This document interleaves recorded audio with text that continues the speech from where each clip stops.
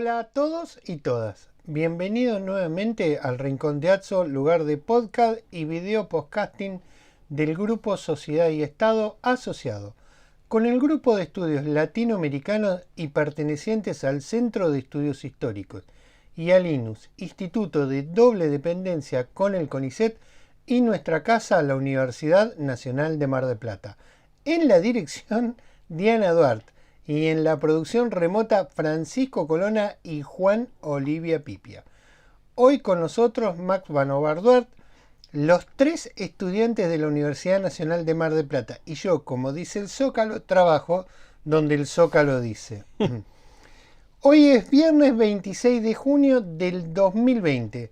Dentro de un rato salimos por Spotify. Y si nos querés ver, el miércoles 1 de julio, estamos en el canal de YouTube de Aporte de la Historia. Dentro de unos días, el proyecto Cliobyte cumple 35 años. Como definíamos en ese momento, informática aplicada a la historia. Nos han pedido más aclaraciones sobre esta cuestión. Yo ya no voy a hablar más nada porque siempre termino abriendo un tema. La vamos a realizar, estamos escribiendo un paper sobre esto y ordenando un poco la historia de lo que se denominó el proyecto Cliobyte. Como lo señalé en el capítulo en el cual me referí a esta cuestión, era hora de hacer un balance en este momento de torbellino virtual, pero no adelanto nada más. No más spoilers. Bueno, este es el último podcast y video podcasting de este cuatrimestre, Max, tan complicado. Hicimos 15 capítulos. Esta es tu cuarta participación. Creo que en este episodio los vamos a sorprender. Comienzo con esta pregunta. ¿Qué película entienden podrían compartir en el aula con sus alumnos más allá de ser referenciada para explicar un contenido? Porque esta es una historia que Max va a tener varias tramas, todas conectadas entre sí. En varios correos nos preguntaron sobre el camino a Santiago, a partir de un comentario mío, ya que los capítulos sobre México fueron dedicados a Andrea y a Fito.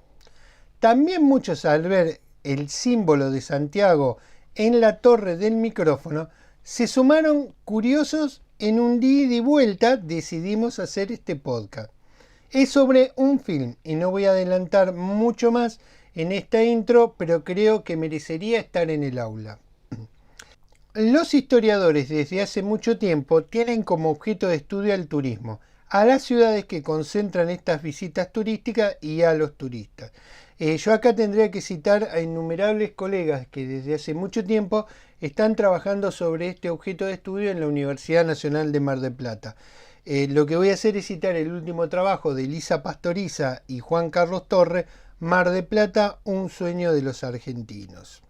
El cine a través de Agatha Christie nos mostró esta cuestión desde un policial naif. Por supuesto, el fin indiscutido es La muerte en Venecia de Luciano Visconti, que, como dije, es un referente más que indiscutido. Sabemos más que las vacaciones se han convertido en una práctica de una clase determinada a fines del siglo XIX, la burguesía o los aspirantes a ella. De esos viajeros nosotros vamos a rescatar a uno, en particular, el coronel Lorenz, ¿sí? Más conocido como Lorenz de Arabia, que en su juventud vacacionaba en Dirán, un pueblito cerca de Saint-Malo, que los ingleses tomaron como propio, ya que era muy barato pasar el verano.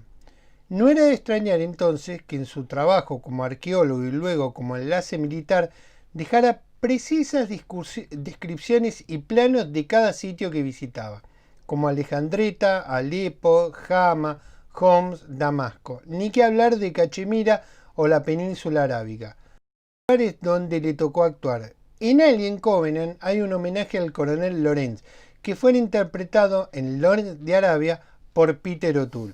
Entonces, el turismo aventura no es propio del siglo XXI. Conectar el pasado con el presente ha sido uno de nuestros objetivos. La bicicleta, Max, fue también un medio para recorrer gran parte de esos territorios, dando una libertad de movimiento y de elección de lugares a visitar. rompiendo con los rígidos esquemas de visitas programadas mediante todo tipo de reservas que todavía subsisten hasta nuestros días. Eso es verdad. ¿Viste esas personas que te dicen, conocí tal ciudad? ¿Cuánto estuviste? 4 horas. Eso es Entonces estar, te no lo quedás conocer. mirando porque se toman el tren y hacen 500 visitas en, no sé, en 2 semanas de, no sé, muchísimas ciudades. No terminan conociendo nada, pero bueno, estuviste. Estar No y es lo mismo que conocer visitar. y visitar es lo mismo, pero bueno. En lo personal, Julio Verne y 2 años de vacaciones, agradezco el regalo que me hiciste de la versión original, tuvo un gran impacto en mi infancia, Max.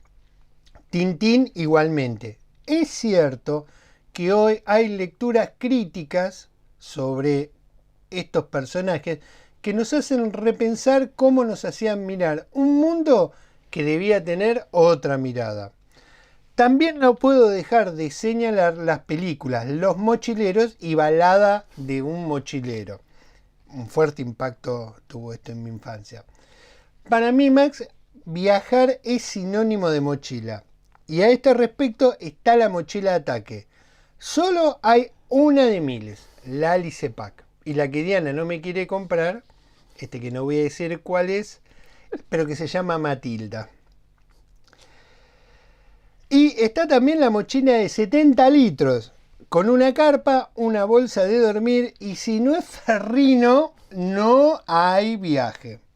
Como dije, viajar es sinónimo de aire libre y de un turismo no convencional. Y no lo decimos, Max, por ser snob. Es una elección de cómo viajamos. Vos empezaste a participar muy tempranamente también, siempre con tu mochilita al hombro. Hemos estado en lugares complicados de llegar, gracias a nuestros amigos de las solidarias del Club Ranger. En nuestras vacaciones, que no eran para descansar, participaba Diana, pobre Diana. Ha estado en lugares, pero nunca se ha quejado. Y en nuestros innumerables recorridos desde Córdoba a Jujuy visitamos la ruta que definía el eje Buenos Aires-Potosí. Obviamente la Ruta 40, especialmente la infinidad de trazas que fueron realizándose de Cafayate y Cache, y muchos alrededores. Muchísimas veces volvemos a volver. Es casi como que no nos vamos nunca. Y cada lugar es puesto en su contexto histórico, lo lamento Maxi, sobre la construcción de un espacio económico, tal cual lo señalará Carlos en Patas Aduri. Querido Carlos. Y un día me invitás a ver una película que fue un disparador. Te cedo la palabra. Esta invitación implícitamente buscaba invitarme y el destino no era mío, sino era tuyo. Bueno, muchas gracias. Ahora lo que voy a hacer, para los que nos están escuchando, nos están viendo, voy a hacer una pequeña introducción que de pequeña la verdad mucho no tiene, pero va a servir para lo que voy a explicar un poco. Pero es central, ¿por qué? Porque nos define muchas cuestiones y elementos que después van a aparecer en algo que yo voy a hablar más adelante. Sí. Y que en un punto Carlos y yo lo conocemos de primera mano porque estuvimos ahí. Lo primero que tenemos que preguntarnos es ¿qué es el Camino de Santiago? Y la respuesta es muy fácil.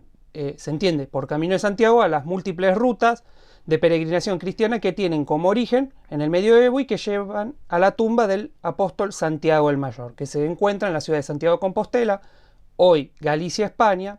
Fácil y sencillo por ahora. Sí. Pero bueno, hay que preguntarnos quién fue Santiago. Y no se sorprendan, pero tanto Carlos como yo soy de enfermería y Carlos siendo de historia, la verdad no tiene estudios teológicos sobre el tema, pero creemos que es importante esbozar unas líneas mínimas generales a este personaje que, valga la redundancia, es el motivo que dio origen a básicamente la conformación de estos caminos que nacen de Italia, Francia, Bélgica, Holanda e incluso Alemania y en algunos casos, si me atrevo a decir, de Noruega. Sí, pues es que me llamó la atención porque todos dicen de estas ciudades que vos nombraste que realmente el Camino de Santiago empezó ahí. Especialmente los habitantes de la ciudad de Bruselas, que tienen como un conflicto con Santiago de Compostela, porque dicen, esto empezó acá. Y se lo juro, es así, es así, créanme. Y bueno, como decía, de estos países llegan nada más y nada menos que a Santiago de Compostela. Y lo que tengo que decir es, Santiago básicamente fue uno de los principales apóstoles de Jesús de Nazaret. Desde la muerte de Jesús en el 33 hasta el deceso del apóstol, este se dedicó básicamente a la prédica en la tierra de Hispania durante unos cuantos años. Y fue el primero en morir martirizado durante el gobierno de Herodes Agripa I entre los años 41-43 en su regreso a Jerusalén. Aunque los historiadores y teólogos todavía no nos pueden decir básicamente un mes exacto de un año. Es todavía pues, materia de debate. Siempre los historiadores debatiendo. Y con la muerte de Santiago, varios de sus seguidores decidieron darse a la mar y vuelven de nuevo a España para darle cristiana sepultura a sus restos. En una región, recordemos, que estaba bajo control todavía del Imperio Romano. Sí, sí, sí. Entonces, nos adelantamos un poquito en el tiempo, le damos a acelerar, y llegamos al siglo VI. Y la zona básicamente estaba disputada por los francos que venían realizando cada vez un número mayor de incursiones en el norte de lo que conocemos hoy por España, contra los pueblos visigodos. Y hacemos otro fast forward, como se dice en inglés, Sí. y caemos en el siglo VIII.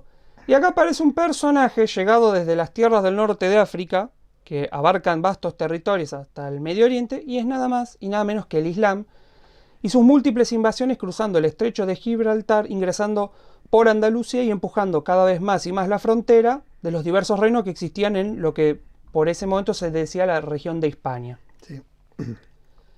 Cuando nos queremos preguntar básicamente cómo se encontró la tumba de Santiago, se recurre a la Concordia de Antealtares del año 1077. Y básicamente, ¿qué es esto?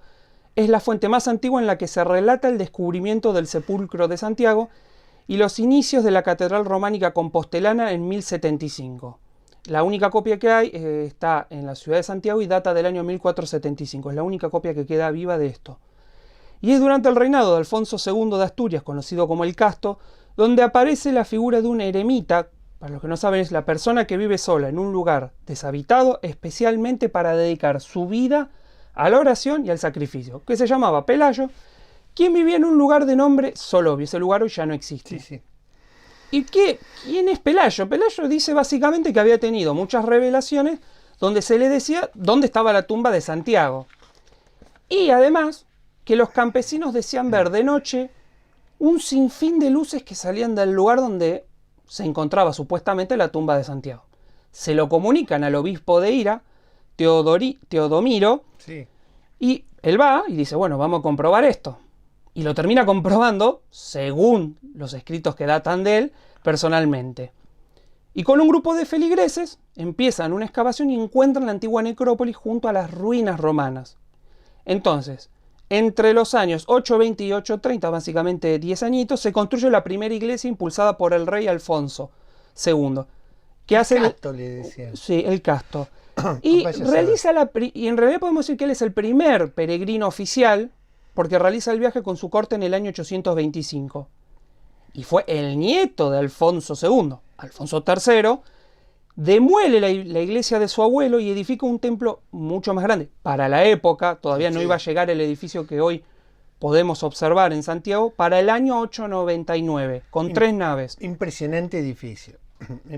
Vos sabés, en ese edificio entraste mal, entraste por la salida y los guardias civiles cuando ya nos escucharon en tono dijeron argentinos y nos dejaron pasar, entramos mal. No decía de cuál Sí. era entrada y salida, así Bueno. que en mi defensa es lo Una que puedo vergüenza, decir. una vergüenza. Siempre haciendo papelones los argentinos. Entonces, definimos básicamente quién era Santiago, qué es este lugar, Sí, y ahora nos toca hablar de los peregrinos. sí. Nada más y nada menos que es un tema un poquito amplio. El peregrinaje jacobeo hasta la ciudad de Santiago de Compostela, Carlos, tuvo su auge en el siglo XII. Y el porqué se dilucida muy rápido. Era a los ojos de los creyentes el santuario más atractivo de la cristiandad, desbancando de los podios a Jerusalén y nada más y nada menos que Roma. Vos sabés que eso me llamó la atención. Yo creo que todo el mundo iba ahí porque estaba más cerca, pero bueno, pero también la gente iba a Jerusalén y a Roma. No es que no se arriesgaban un viaje de corto recorrido. A ver, hay que aclarar que en esta época viajar era un gran sacrificio, tanto económico como de salvaguarda física. Sí, pero recordá, la gente siempre No, no. camina, más de lo que uno supone. Y bueno, básicamente a donde iban los peregrinos, ya he sabido, Santiago de Compostela. Pero lo que es interesante saber es de dónde partían. Y acá viene el top de lugares de donde venían. El más lejano de todos, Escandinavia, las Islas Británicas, Irlanda. los principados y ducados del Sacro Imperio Romano Germánico, Flandes, Borgoña, Normandía, Aquitania, las comunas y los estados italianos y los diferentes reinos ibéricos. Y la otra pregunta que nos podemos hacer, ¿y cómo lo hacían? Bueno, eso dependía básicamente de la situación económica de cada uno. Sí. Digamos que el 90% lo hacía y lo que sobraba lo hacían en mulas, carros y caballos. Y algunos, como era muchas veces el caso de la gente que provenía de las islas de Britania o de la zona de Escandinavia, a bordo de naos, cocas o galeras, básicamente, porque era... Vos sabés que el peregrino y el peregrinaje es un tema muy importante como objeto de estudio para los historiadores. Sí. Uno tendría que señalar, digamos, un libro de la escuela de Anhalt son los reyes taumaturgos. También que peregrinaban por otra cosa, pero Marc Bloch acertó en poner en foco estas cuestiones. Bien. Léanlo ese libro, porque está muy bueno, sí. Gente. A algunos les parece muy aburrido, porque es un tema, yo les diría, estrictamente joven, ¿sí? Si ustedes quieren, para la escuela de los Anhalt.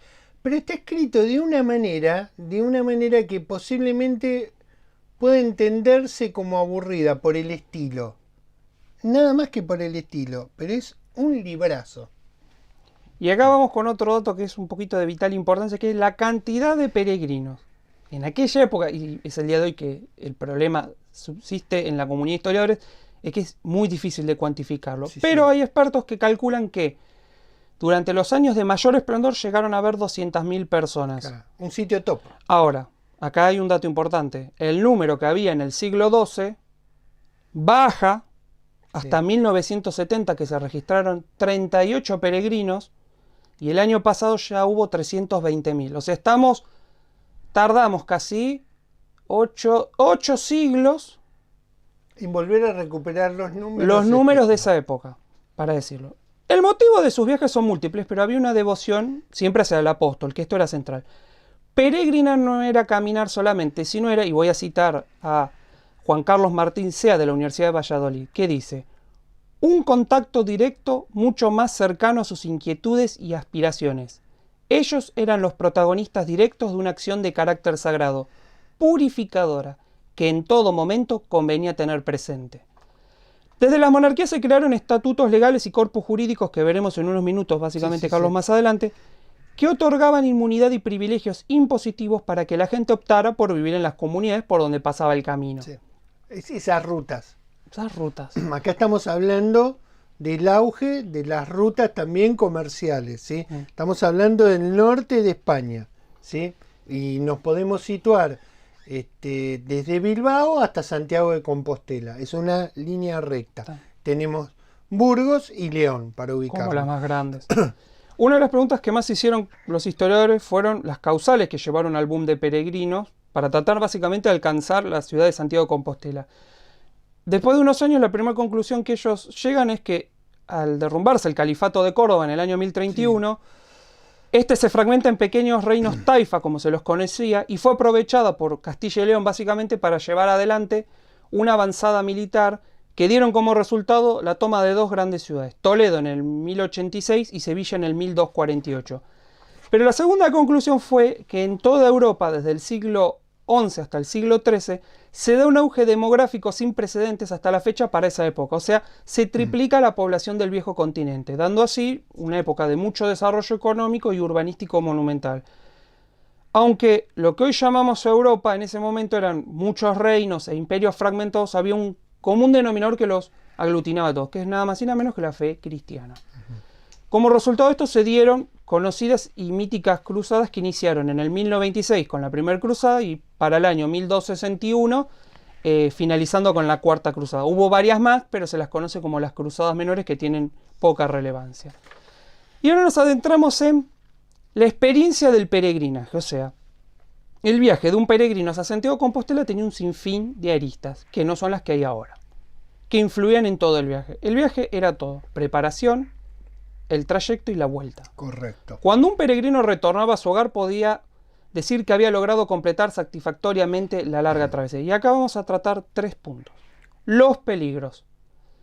El peregrino siempre tenía que tener la capacidad y la habilidad para poder sortear, primero que nada, todos los elementos naturales, montañas, ríos, bosques, el clima y la orientación. Correcto. También encontramos el peligro físico, porque al ser estas zonas de muchos imperios y muchos reinos, había conflictos armados. Y pasaba, y esto consta, que venían grupos de peregrinos en el medio del camino o en las rutas que acercaban a las vías centrales y se daban escaramuzas entre ejércitos y morían. Sí. A eso también hay que sumarle los bandidos y ladrones, que se acechaban casi, si uno quiere usar la palabra, en gremios de ladrones. Claro, los bandidos elegían el lugar por donde pasaban los peregrinos. Obviamente van donde está la gente, no donde no está la gente. Eso es verdad. Y nadie se salvaba por aquellas épocas, la verdad. Y también había un problema que la gente lo considera menor y lo da por sentado. No todo el mundo hablaba latín. Sí, correcto. Entonces, si vos tenés una falta de comunicación idiomática, es imposible que vos te puedas vincular. Y ahí nacían los problemas. Ahora, el segundo punto es... Perdóname, y ahora también es así. Porque hay tantos idiomas que hay que elegir uno.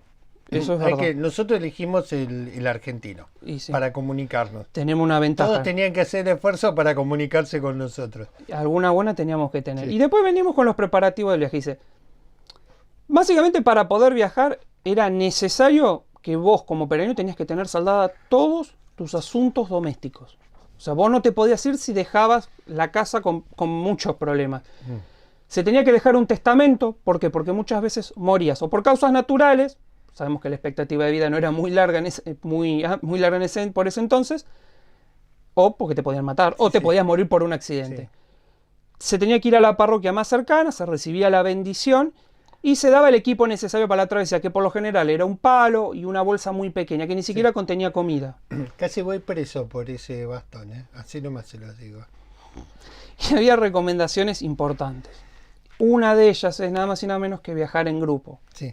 ¿Por qué? Para evitar ataques y poder sortear de mejor manera y proveerse de víveres. Además de evitar ciertas tramoyas de ciertas personas que ahora vamos a detallar. Sí. Y el último punto es el alojamiento y comida. La forma de acceder a un techo por las noches y comida venían de dos iniciativas. La pública, de parte de las iglesias y organizaciones de peregrinos, y la privada, donde se ofrecían las casas de los campesinos y comidas, y vamos a poner esto entre comillas, un poco más elaboradas. Sí. Las personas que tenían mayor poder adquisitivo podían costarse habitaciones privadas, pero como sabemos, la lucha entre posaderos y peregrinos fueron motivos de enormes peleas, pero peleas brutales que dieron muchas de las leyes que vamos a leer ahora. Y devino en las intervenciones básicamente monárquicas e institucionales porque había pueblos que terminaban en tramoyas importantes entre peregrinos, porque eran abusos muy grandes. Y aún hoy la legislación en Camino de Santiago trata de tener algún hilo de homogeneidad porque uno va pasando por distintas autonomías, ¿no?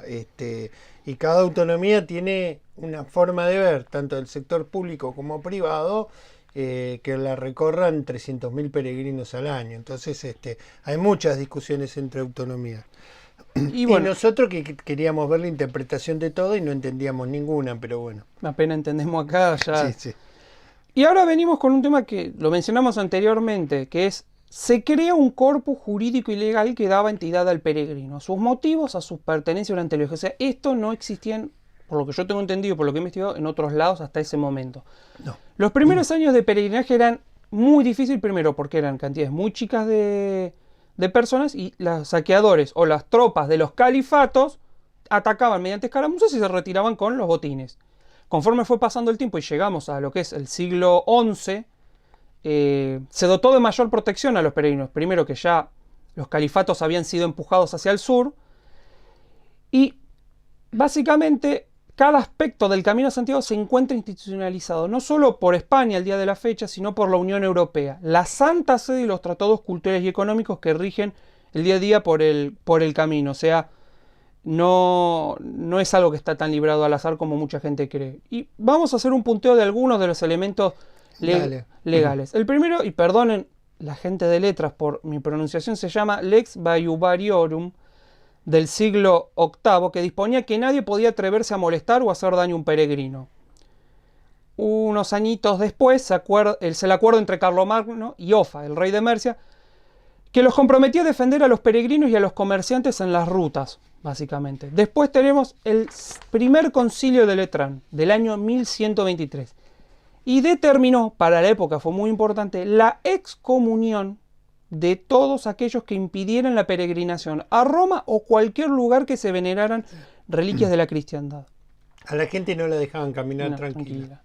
Después tenemos la Constitutio de Alfonso IX, de 1226, que es, en la historia del Camino de Santiago, el rey que más seguridad física y jurídica otorgó. Y mencionaba la problemática en torno a los dueños de los albergues o posaderos que propiciaban malos tratos, abusos, robos y estafas a los peregrinos. Y después está, por último, el libro de los fueros de Castilla del siglo XIII, Sí. que buscaban regular los conflictos entre peregrinos y los dueños de albergues. Y acá hay algo un poco curioso que a mí la verdad me sorprendió cuando lo estuve leyendo. Eso lo pueden encontrar gente en la revista Despertaferro. Excelente material para la gente que quiere hacer introducciones breves a temas complejos. Esta es la revista Despertaferro. Va a haber bueno, hay varios trabajos en el canal de YouTube de Aporte de la Historia, pero sacaron esta revista que se llama también Arqueología. Muy recomendada. Y acá leyendo la revista me encuentro con un dato. Si un peregrino contraía deudas durante su viaje, las debía saldar en su lugar de origen. Ah, bueno. La verdad, para la época fue algo muy revolucionario. Sí. Después, si tuvo aplicación o no, eso ya es materia de investigación. Y ahora, especialmente para los peregrinos argentinos. y ahora nos vamos a la cuestión central por la que nos trae acá, que es The Way, o en el español, El Camino del año 2010. Exacto. Esta es la película que yo señalo al principio. Es una película española dirigida, producida y protagonizada por Emilio Esteves, e hijo de Ramón Antonio Gerardo Esteves. Y la pregunta que se van a hacer muchos de ustedes es, ¿quién es Ramón? Bueno, la voy a hacer muy fácil. Es nada más y nada menos que Martin Sheen, el célebre actor norteamericano que se hizo conocido por su rol en el Capitán Billard en Apocalypse Now. Yo voy a dar un detalle por ahí muy poco conocido, si llegaron hasta acá, hasta por la familia del Colegio Ilia. El papá de Martin Sheen tuvo varios hijos, ¿no? Unos se fueron a vivir a Estados Unidos, otro a Italia, y uno vino a vivir a Mar del Plata. Y en el Ilia estuvo su hijo. O sea, yo un día le pregunto, ¿vos sos Esteves, el de los Esteves? Y me mira y me dice, sí, mi papá es primo hermano de Martin Sheen. Le digo, no puede ser primo hermano de Martin Sheen. A lo cual un personaje central que había ahí, le digo, esto lo voy a confirmar, lo voy a ver al señor Ordoqui. Ordoqui me dice, exactamente, el papá es primo hermano de Martin Sheen y vive en Mar del Plata. Son todos iguales. ¿Pueden creerme que son iguales de igualdad absoluta? Lo que es la genética, perdón, la digresión. Y lo que son las vueltas de la vida. La película de Way, básicamente, Carlos, nos trae, la hemos visto muchas veces, a un camino de Santiago moderno, con tarjetas de crédito, restaurantes, posadas varias con la mayor cantidad de ofertas posibles, colectivos, micros, seguros de vida, hospitales, telefonía móvil, policía, etcétera, etcétera. Solo hay dos elementos básicamente que se mantienen presentes y estáticos, la naturaleza y las edificaciones antiguas que son símbolos del camino. Y esto es central en la película. Exacto, porque son elementos que van a darle mucho contenido. Y esto es así. Tom Avery, Martin Sheen, es un reconocido oftalmólogo que reside en California. Un día se entera por una llamada de parte del Departamento de Policía de Saint-Jean-Pied-du-Port en Francia que su hijo Daniel, Emilio Esteves, murió en un accidente relacionado con las malas condiciones climáticas en los Pirineos, el primer gran obstáculo geográfico para cruzar de Francia a España o, como dicen algunos, a País Vasco. País Vasco, bravo lugar, muy bravo lugar. Y Tom viaja de manera inmediata hacia Europa y es el inicio básicamente de una serie de secuencias que se van a repetir a lo largo de la película, que retratan la distanciada relación que tenían el padre y el hijo, en parte por la muerte de su madre. Una de esas escenas, que es la primera de muchas, es la discusión que tienen Daniel, que es antropólogo recién recibido, que está cursando su doctorado, y es llevado por su padre en auto hacia el aeropuerto. Y empieza a haber una discusión sobre el tipo de vida que cada uno lleva. Y Daniel, en su juventud, que uno lo puede considerar como algo negativo, deja una frase que Carlos y yo creo que la entendemos un poquito bastante, como decimos en Argentina, para los que realizamos el camino. Y lo que le dice Daniel al padre es: la vida, entre paréntesis, el camino no se elige, se vive. Sí. Y es central en toda la película esta frase, y acuérdensela. A su llegada a Francia, básicamente es atendido por la policía y descubre el verdadero motivo del viaje de su hijo, que es el Camino de Santiago y lo que se conoce como el Camino francés o el tramo francés, que tiene unos 820 kilómetros. Ante los trámites que sugieren llevar el cuerpo de regreso a Estados Unidos, Tom decide cremar al hijo. Y durante un día Tom se queda en Saint-Jean-Pied-du-Port y conoce a uno de los personajes que más adelante se le va a sumar en el viaje, junto a otros carismáticos individuos, pero que ahora vamos a hablar de ellos. Después de meditar durante un día, se propone completar el viaje con el equipo y los restos de su hijo, dejando en diferentes tramitos pequeños montículos con las cenizas, que la verdad, la primera vez que uno lo ve no le da importancia, pero después es una cuestión muy simbólica y muy profunda. Y las va dejando estas cenizas hasta llegar a Santiago de Compostela, y una vez obtenida la compostelana, que es algo que está en ese tubo, lo que están viendo con después la lo cámara. Vamos a mostrar al final, porque si no es, se van y no nos siguen. Que es el documento que acredita de por vida que una persona ha completado el camino a Santiago. Nosotros dos, por ejemplo. Y va a continuar con sus amigos hasta Finisterre, que se entiende por Finisterre, en su traducción, el fin de la Tierra, frente al vasto océano Atlántico Norte. Y ahí la película termina, pero no la historia de Tom. Sí. Y a lo largo de 820 kilómetros del camino francés, como se lo conoce este trayecto del camino a Santiago, Tom dijimos que se va a hacer amigo de algunos personajes. Y esto retomamos una cuestión de antes, los motivos y las vivencias. Cada uno con eso va a haber un viaje totalmente distinto al del otro, por más que lo hagas en paralelo. El primero de todos es el simpático Host, que lo conoce en Saint-Jean-Pied-du-Port, que es un lugar embebido de cultura vasca del lado francés y es el punto de salida de muchos peregrinos que vienen, por ejemplo, de Bélgica, Holanda y desde el interior de Francia. Es un neerlandés que busca completar el peregrinaje para bajar de peso. Sí, así son. Yo creo que ese es el paradigma de las personas de los Países Bajos. Lo digo con todo el cariño del mundo, como debe haber un paradigma del argentino. Pero Dios es eso. Y básicamente, ¿por qué quiere bajar de peso? Porque es el tercer casamiento del hermano. Sí. Aunque también aclara que él busca satisfacer a su médico personal y a su mujer que le vienen recriminando esto. Nada más que comía el doble de lo que comía en Holanda, aunque quemara calorías caminando. Básicamente este personaje es lo opuesto en todo sentido a Tom, porque es alegre, relajado, simpático y, como decimos en Argentina, buena onda. Es una persona que nunca confronta con nadie y sufre mucho los agravios que puede recibir de los demás. Es una persona que ve, la verdad, la vida de una manera muy simple. Y la verdad no le busca profundidad a las cosas, no se enrosca. Claro.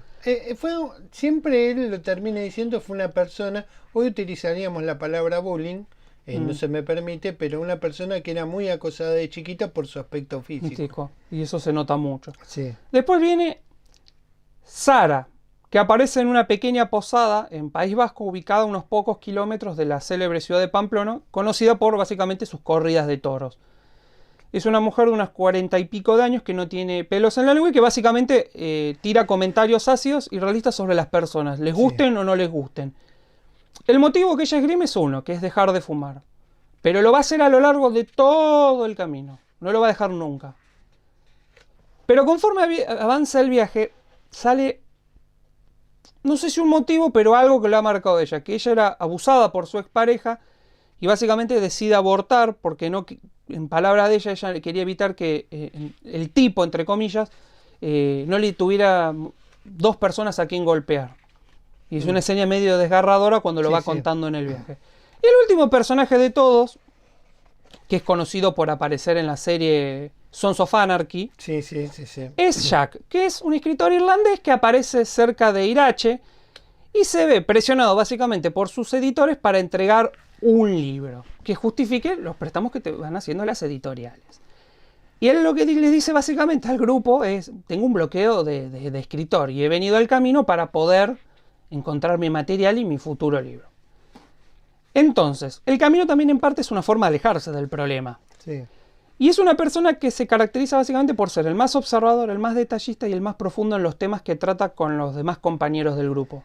Tiene una hiperactividad a la hora de captar información que recibe básicamente del medio, es una esponja. Y va a ser por intermedio de Hoss que se va a enterar de la historia de Tom y se va a convertir en el tema central del libro. Entonces, para ir cerrando mi parte, los lugares en la película básicamente son una combinación de valles, pueblos y grandes ciudades. Se van intercalando entre sí con sus elementos característicos. Al ser una película de 120 minutos, y esto lo voy a decir con conocimiento de causa, Carlos y yo, que es difícil apreciar la verdad completamente en los lugares más importantes. Claro, sí, eso es así. Es muy difícil, necesitarías una película de 20 horas. Pero básicamente son mostrados los lugares más centrales. Son Jean-Pied-du-Port, Pamplona, los Molinos de Toledo, donde ocurren nada más y nada menos que las aventuras de Don Quijote de la Mancha. Sí. Cruz da Ferro, que es un lugar donde los peregrinos arrojan una piedra que traen consigo desde el lugar de origen para ser arrojada en un montículo previamente a pedir un deseo. Santiago de Compostela, que es la joya de la corona. Y el Finisterre. Y Finisterre. Entonces con esto yo le doy paso a Carlos.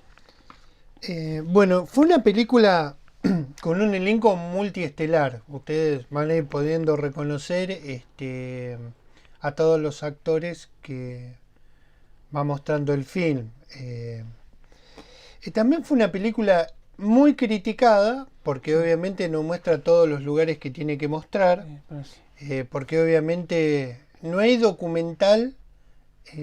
No hay documental perfecto sobre el tema. Sí, que salvo que se hagan cientos de capítulos para mostrar cada uno de los cientos de pueblos que uno va recorriendo. Pero lo cierto es que también es muy criticada porque se convirtió en un paradigma para hacer el Camino de Santiago desde una versión, los puristas dicen, muy comercial. Pero lo cierto es que fue un disparador. Nadie puede negar que cuando ve el camino se anima a hacerlo. Porque al fin y al cabo cada uno tiene su propia motivación. Nosotros decidimos hacer el Camino de Santiago. Lo dije al principio, hemos tenido viajes muy locos, créanme. Hemos llegado a lugares que siempre decimos, si vos no estuviste en Volcán Higueras, no lees. Sí. Pero contale a la gente por qué decidimos hacer el camino. Dale un poquito más. Bueno, el motivo fue básicamente gente. Para los que no son de Argentina, cuando uno cumple los 18 años o los 17, en el último año del colegio secundario se realiza algo conocido como el viaje de egresados. ¿Qué es eso? Es un viaje a la ciudad de Bariloche, donde hay nieve y boliches, por no ser despectivos por quienes los han hecho. Yo en ese momento la verdad no tenía intenciones de hacer ese viaje ni tampoco otros viajes que se realizaban desde el colegio. Sí. Entonces yo... El taller de medio ambiente y de vida. Yo decidí, le digo a Carlos, miren, para las dos cosas primero no hay. Y segunda cuestión, muchas cosas yo ya las había conocido, como dice Carlos, por nuestros viajes personales que hemos hecho. Entonces le digo, mirá, un día lo cito, nos ponemos a ver una película.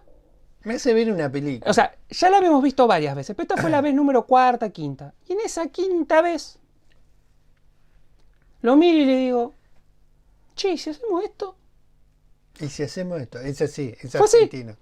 Y un día Google, y un día YouTube, y un día Diana sacando los pasajes, y un día hicimos el camino. Así que ahora te dejo retomar. Sí. Bueno, hicimos el Camino de Santiago. Bueno, el viaje, ¿cuándo empezó el viaje? Sinceramente empezó en julio, cuando salimos de La Prídido para llegar a Santa Clara, 22 kilómetros. Ya casi renuncio ahí. Sí. En noviembre yo tenía 15 kilos menos y 25 kilómetros diarios de caminata por la costa. Primera conclusión, Mar del Plata te prepara para todo. Para todo. Segunda conclusión, dramática. Les puedo asegurar que fue dramática. Diana decidió no participar. Nos abandonó en Madrid, en el barrio de Lavapié. Ni les cuento lo que fue nuestra salida de Seiza ni nuestra llegada a Madrid. Diana solo contestó los mensajes de texto en esos casi 20 días que hicimos el camino a Santiago diciendo ok. Y yo creo que casi se queda definitivamente en Madrid con sus amigos hindúes que vendían celulares y relojes.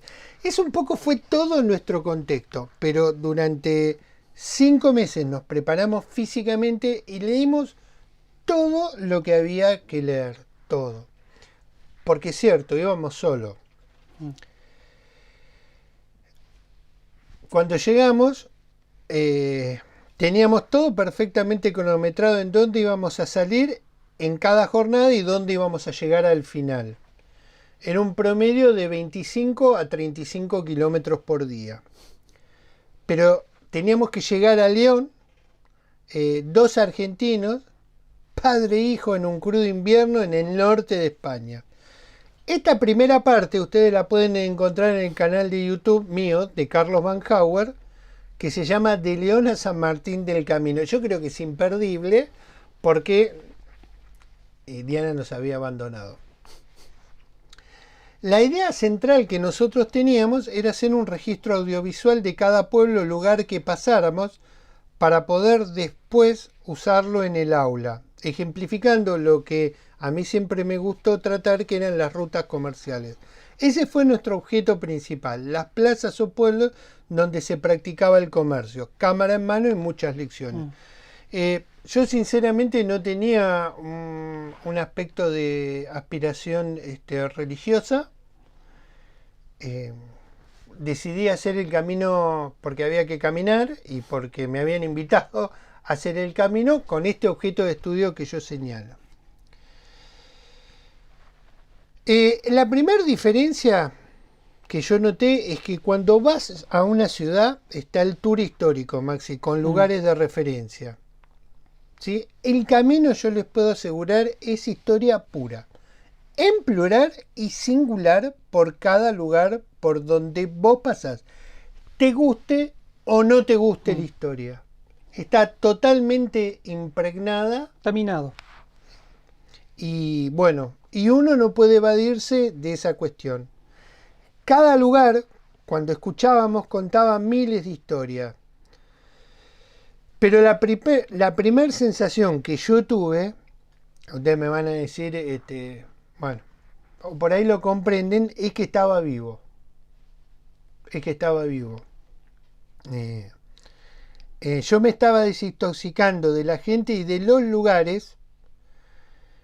Con Max fuimos repasando muchas cosas y no digo más. Pero en este punto, en lo personal, yo me fui acercando al fin del camino. Ustedes me dirán, Carlos, pero si caminaba 25 kilómetros todos los días por la costa, ¿por qué te sentías vivo ahí? No sé, yo no tengo explicación, no tengo creencias religiosas en los milagros, en muchas cuestiones. Pero les puedo asegurar que esa fue la primera sensación de caminante. Y la otra cuestión que nos veníamos peleando permanentemente por muchas cosas. Y esas muchas cosas iban resolviendo otras. En el segundo día nosotros llegamos a Astorga. Yo ya tenía una lección bastante seria por una ampolla que terminó bastante mal. También el esfuerzo físico de Maxi todavía estaba por llegar con otra lesión. A pesar que nos habíamos preparado muchísimo, de entrada arrancamos mal.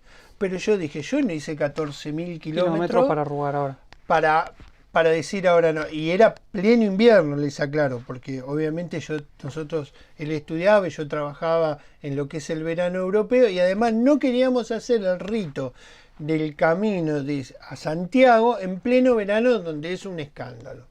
Prácticamente es un escándalo. O sea que hicimos el camino en soledad, pasando por cientos de pueblitos que estaban casi cerrados porque viven del núcleo central del camino, que es el verano. De camino.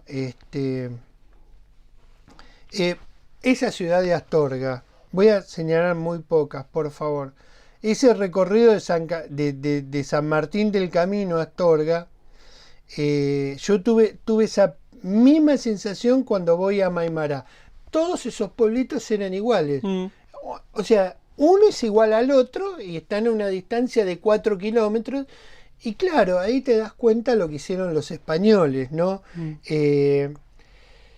Para mí, vuelvo a repetir, le diría, fue como volver a un lugar mítico que es Volcán Higueras en Salta. Pero lo de Astorga, lo que más me sorprendió, me dijo, mira, como Diana nos abandonó y debe estar en este momento visitando a la iglesia de Gaudí, nosotros también tenemos nuestro Palacio Gaudí. En Astorga hay un palacio fantástico Gaudí. Yo en cada pueblito que parábamos para hacer el registro, yo empecé a tener una angustia muy grande y me di cuenta que era, ustedes saben, mi angustia era Argentina. Tenía que estar lejos y no podía estar cerca, ¿no? Y yo creo que en parte esto es por nuestra forma de ser y los mecanismos que tenemos. Yo no sé si son de autodefensa, pero son cosas que nos suceden. Yo tampoco quiero andar más, porque uno me podría decir, bueno, no necesitas irte 14.000 kilómetros, pero como le digo, me sentía vivo y tenía esa angustia. Y en un momento paramos con Maxi y dice, bueno, acá al tercer día dice, estamos mal físicamente, y no tenemos que disfrutar, porque no puede ser que hayamos venido acá a sufrir. Y bueno, ahí para mí el viaje tiene un cambio, ¿no? Y yo empecé a hablar con muchísima gente. Me había negado porque yo dije, llego al Camino de Santiago y no hablo con nadie, no me conecto con nadie, no socializo con nadie. Pues fue todo al revés. Todo lo que había dicho se demolió en muy poco tiempo. Esto es producto de Fito. No sé si Fito estará escuchando hasta ahora. La primera vez que lo vi, habíamos llegado al refugio del Camino de Santiago y vi una persona que estaba afuera y que me miraba atentamente y yo lo miraba y digo, no voy a hablar, no voy a hablar, no voy a hablar, no voy a hablar, no voy a hablar. Bueno, y nos acompañó 5 días con Andrea. Y empecé a observar también un poco la infraestructura. Y yo digo, ¿por qué esta gente tiene la infraestructura que tiene pública y privada para hacer esto? Había también una distancia muy grande para un peregrino moderno que no paga 500 euros para hacer 7 días y tener la compostelana, sino que había todo armado una infraestructura en torno a comodidad para el peregrino. Y en ese momento también yo estaba haciendo un peregrinaje. No era tal vez el que se hace a Luján y tales cuales que uno puede encontrar en el norte, que hemos participado mucho en muchísimas iglesitas. En ese día nosotros llegamos a Fonsebadón. Yo les puedo asegurar que fue la trepada más dura que hice en mi vida. Porque no estábamos a 4.000 o 5.000 metros como hemos estado caminando en la Argentina. En un momento yo me senté y dije, bueno, hasta acá llegué, que me vengan a buscar. Maxi, me acuerdo, estaba cayendo a las 4 de la tarde el sol y nevaba. Y Maxi se va corriendo a buscar a alguien que me lleve de alguna manera, un helicóptero, algo, lo que hubiese. Lo cierto es que viene y me dice, gordo, estamos a 200 metros del albergue, yo no lo veía. Le digo la verdad, cuando llegué al albergue me abre la puerta Fito y me dice, ¿pudieron llegar? Yo le digo, sí, no sé cómo. Y fue una de las mejores cenas que nosotros tuvimos ahí. Ahí conocimos a Brad, un canadiense. Un personaje. Y yo ya me daba cuenta que no era un cansancio físico, era un cansancio emocional. ¿Sí? Y tenía varios pesos. Al otro día salimos a la mañana crudísima a las 6:30 de la mañana y llegamos a un lugar mágico que vos señalaste, que es Cruz de Ferro, donde les puedo asegurar que dejé casi 1 kilo de pequeñas piedritas que me había llevado, porque uno en Cruz de Ferro deja una piedra y hace una promesa. Como todos sabían que yo me iba a Santiago, no sé cómo se enteraron que estaba ese lugar, que era Cruz de Ferro, y todos me decían, lleva la piedra, lleva la piedra. Algunos venían con piedra grande y yo decía, no, pará, porque no puedo. Así que dejé ahí como 1 kilo de piedra que me fueron entregando muchos amigos. Ya era muy dura la lesión que tenía Maxi, pero les puedo asegurar que llegamos a lo Van Hauer a Ponferrada. Tuvimos un camino de piedra infernal. Yo ahí me convertí en un traductor de los coreanos, le enseñé todas las malas palabras argentinas que había. Y yo creo que mi relato termina acá, porque quedan 15 días más. A Fito y Andrea los dejamos de ver en el quinto día con Brad. Sí. Y fuimos conociendo muchísima gente que se iba sumando con nosotros, que nos iban acompañando y nos íbamos acompañando. Y coreanos, noruegos, islandeses, alemanes, Italiano. franceses, italianos, ingleses, catalanes, como dicen ellos. Vos sos español, no catalán. Ah, bueno. Algunos vascos. Vascos también. No era tanto un turismo, si se quiere decir, donde había muchas personas de Latinoamérica u otros lados, porque Sí. por la época. Por la Si uno va en verano, está minado, colapsa. está minado de latinos.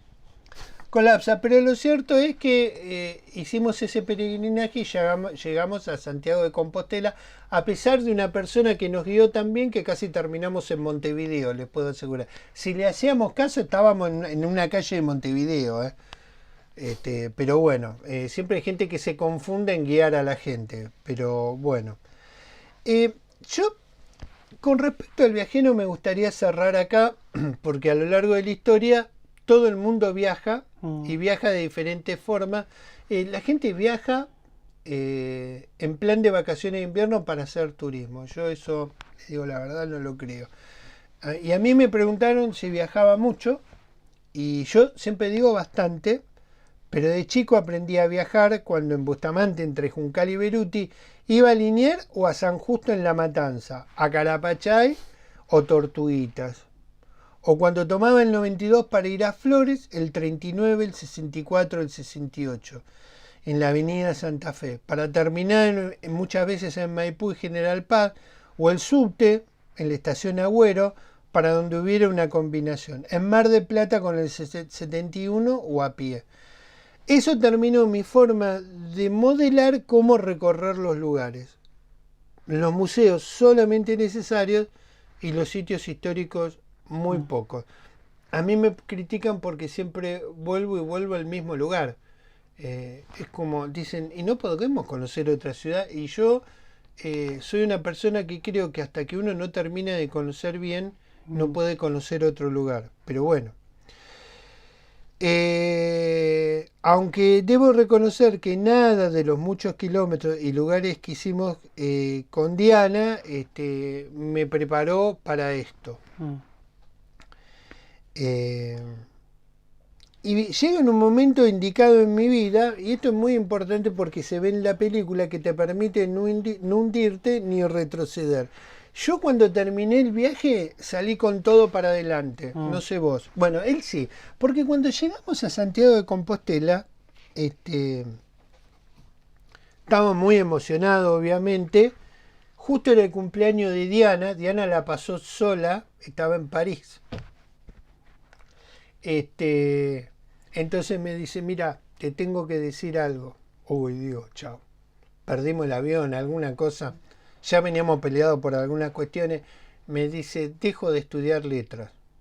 Ah, le digo yo. Ah, le digo, historia ni se te ocurra estudiar. Me dice, no, voy a estudiar enfermería. Y antes que me digas que estudie medicina, y antes que te pongas a fibrilar acá y hacer un escándalo en medio de esta plaza, te digo que voy a estudiar enfermería. Bueno, ok, digo.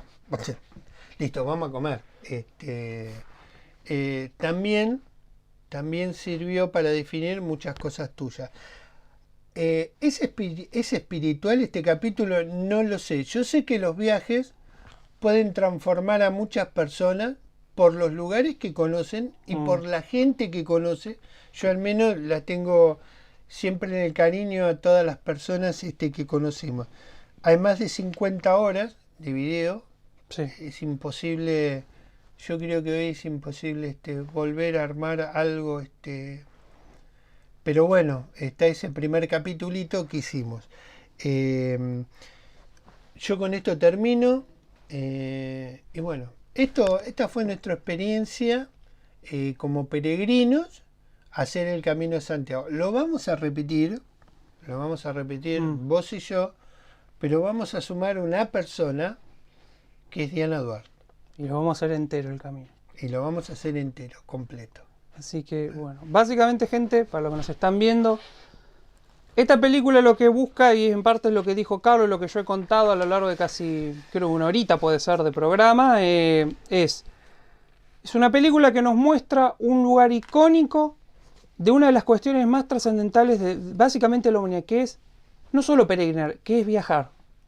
Cómo, cuándo y por qué son otros elementos que se van agregando, pero es una película central que lo que tiene tal vez de positivo para los niños y niñas que la van a ver es que está ambientado en tiempos modernos.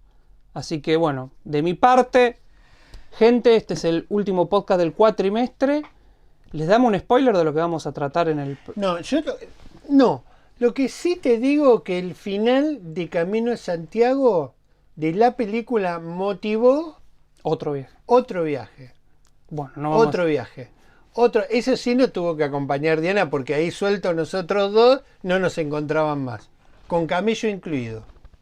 Así que, gente, ahora... Sí. Perdón, acá la directora, si han llegado hasta acá... Nos estaban haciendo señas, ustedes no lo ven, porque no... No puedo saber. A ver, la ley de esto nos va a llevar un tiempito, pero no romperlo porque... Hay que ir a la universidad para sacar eso. Yo no les quiero mentir, el que diseñó este tubito... Bueno, te dan esto. Esto básicamente es nada más y nada menos, bueno, es la de Carlos. Esto es una compostelana, gente. Tiene un texto en latín, con el nombre y el apellido en latín, el sello oficial de la Iglesia de Santiago, y tiene nada más y nada menos que la firma del decano de la Catedral de Compostela. Esto es lo que certifica que vos hiciste el camino. La condición es que vos por lo menos tenés que haber hecho 100 kilómetros a pie, sellando tu credencial del camino, que la vas sellando donde vos querés. Ahí en el video ustedes que hicimos lo van a ver. Y bueno, cerramos acá y nos vemos en agosto con los próximos podcasts. Un beso a todos, a los productores remotos, a Diana que está en la dirección. Y bueno, los invito a que lo hagan. Les puedo asegurar que lo van a disfrutar mucho. Así que, gente, un gustazo.